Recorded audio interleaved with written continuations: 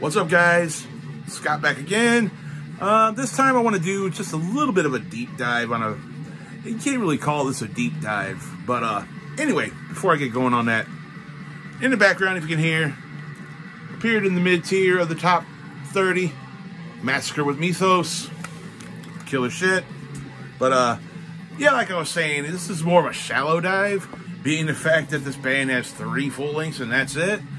But it's probably, in my opinion, the most flawless discography in metal. More of a side note on this here. I am recently become a fan of power metal. Never really dug it in the beginning, you know, back in the days of listening to like nothing but thrash and death and black. I just couldn't get into it. But it took 2 bands to do that. And one band was, of course, Halloween, who released their awesome full length from last year.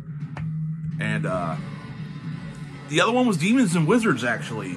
I mean, I listened to Blind Guardian, but it got kind of recommended on Apple Music to me.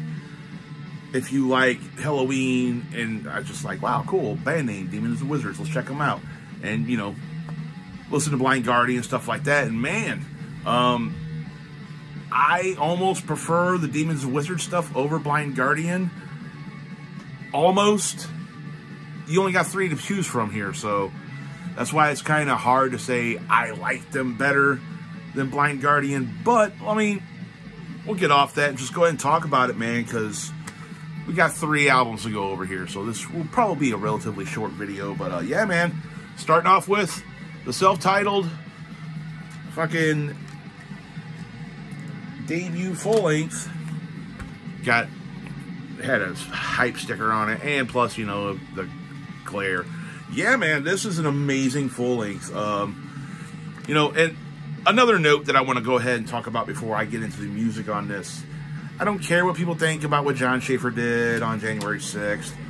That's neither here nor there. It's, to me, I'm synonymous with separating the art from the artist. I'll listen to artists like music from bands or that have people in said bands that are complete total fucking pieces of shit. But I don't really dig on the person. I dig on the art, and I'm just going to go ahead and say it. I separate the art from the artist. But yeah, man, besides all the shit with Jon Schaffer being a dumbass, but this is probably, in my opinion, the best super group that's ever been. Of course, you got, you know, Jon Schaffer and Hansi Kirsch. I don't know really if they've had a consistent lineup with like the rest of the band. Don't really pay attention to that with stuff like this anyway. But man, what an amazing debut. The riff work by Jon Schaffer on these 3 Demons and Wizards albums is just amazing, amazing shit, man. I can't get enough of it. Like, and when it comes down to referring you to great tracks on this stuff, it's pretty much the whole albums. But for me, on the highlights on this one is probably Heaven Denies, Tear Down the Walls, Gallows Pole. What's that other one I really, really love on here?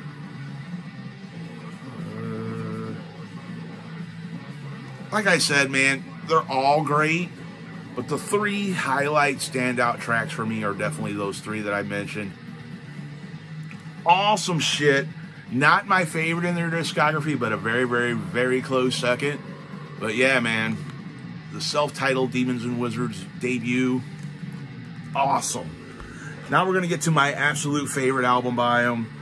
This also comes with a story, a small one. I won't go too much into like personal shit, but pretty much I'm a huge Stephen King guy, and my favorite body of Stephen King's work is the Dark Tower series. You don't hear a lot of people mention it, and when they do, you know, people don't know what to think. But the Dark Tower series is probably my favorite series of novels written by anyone, and this album is completely based on it. We've got Touched by the Crimson King, the sophomore effort by Demons and Wizards, and this. Now, this is probably about 80% Dark Tower stuff, But there's also a lot of other novels that kind of get a nod on this, like The Wizard of Oz.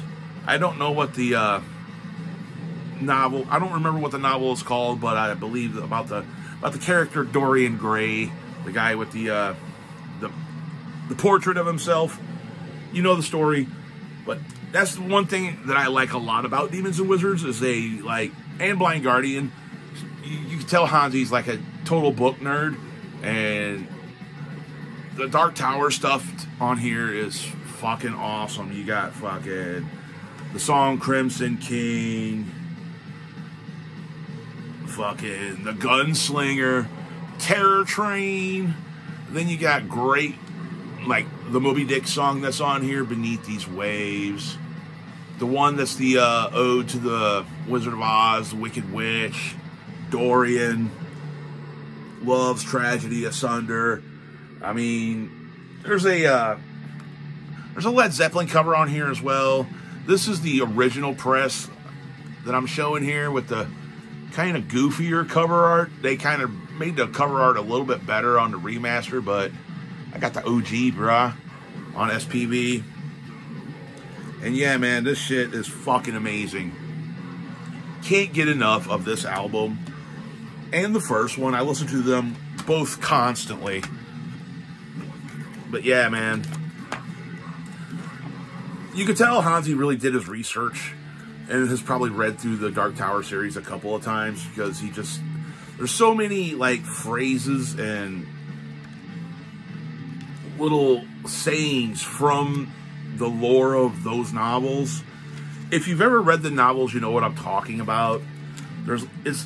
It's very Tolkien-esque, the Dark Tower series, but it's like set in a sci-fi spaghetti western kind of universe.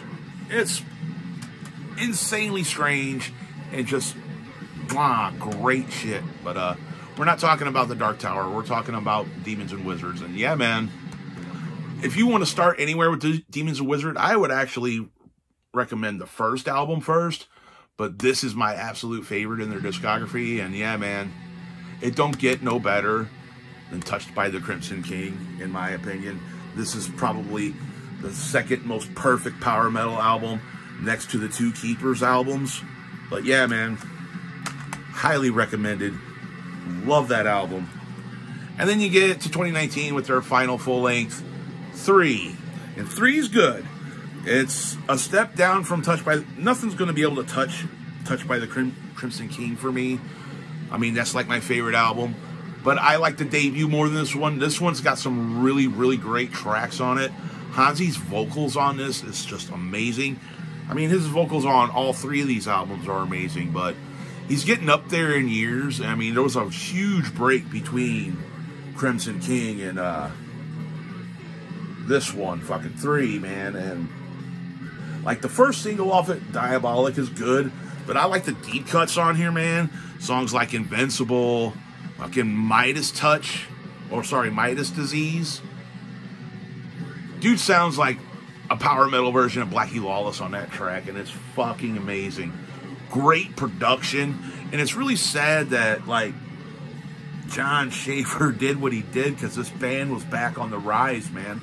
They were getting pushed big by Century Media, had huge tours. They're, it's here on YouTube. Their set at Wacken that year was fucking off the charts awesome.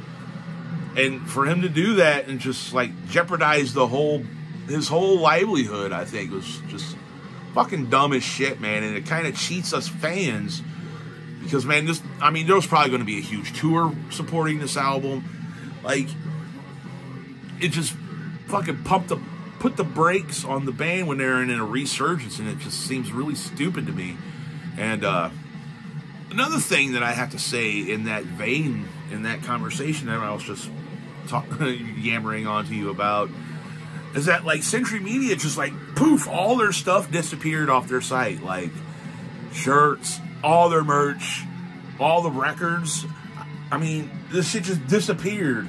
It's like they're, like, pretending this band never existed, and it's like, god damn, dude. I mean, I understand people don't, you know, agree with what was done, but, I mean, again, it's for me, separating the art from the artist is easy. I mean, it's, you know, I don't think what he did should be a career-ending thing for this band.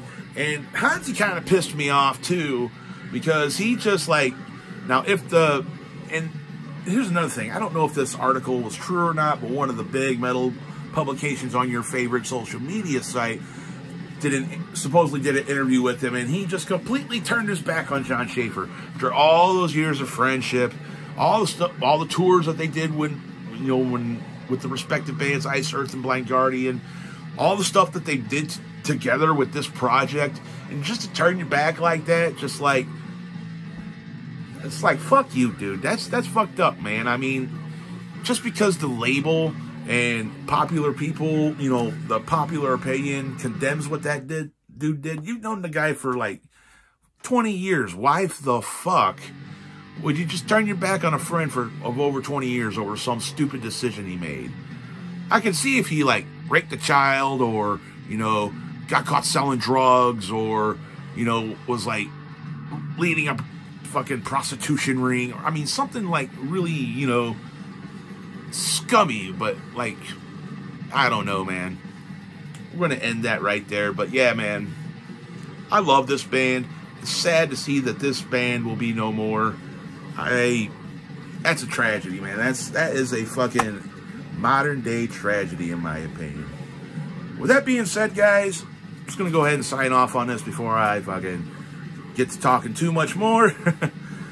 Thanks for everyone that's been watching lately. Stay tuned for the top 10 of 2022. And yeah, man, let me know down in the comments, what do you think of these 3 albums? What do you think of my thoughts on this band and the 3 albums, if you want to get into that? How you feel about the new Massacre EP, if you checked that out yet? And yeah, man, let's get a discussion going. And as always, thanks for tuning in, guys. Until next time, see you in the next video. Later on.